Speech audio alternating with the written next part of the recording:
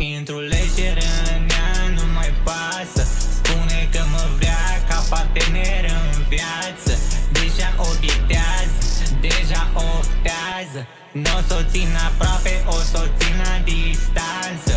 Nu mai scrie baby, n-am timp de povești. Te-ai trezit târziu, acum nu mă mai găsești. Ai vrut să mă ai, dar n-ai știut să mă păstrezi. Acum mă vezi cu alta și încep să regreți. Ce-a fost între noi trebuie să rămână în privat.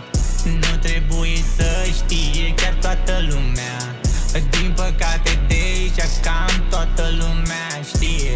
Îmi dau seama că deja scriu o poezie.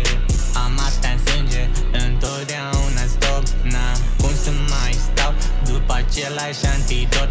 N-am cum să mai stau după același corp. M-am săturat să fiu înconjurat de house.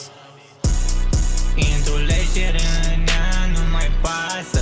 Spune că mă vrea ca partener în viață. Deja obiectează, deja oftează.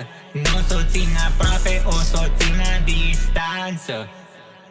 Intru lejer în ea, nu mai pasă. Spune că mă vrea ca partener în viață. Deja obiectează, deja oftează. Nu s-o țin aproape, o s-o țin la distanță.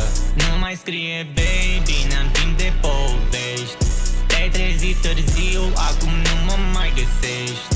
Ai vrut să mă ai, dar n-ai știut să mă păstrezi.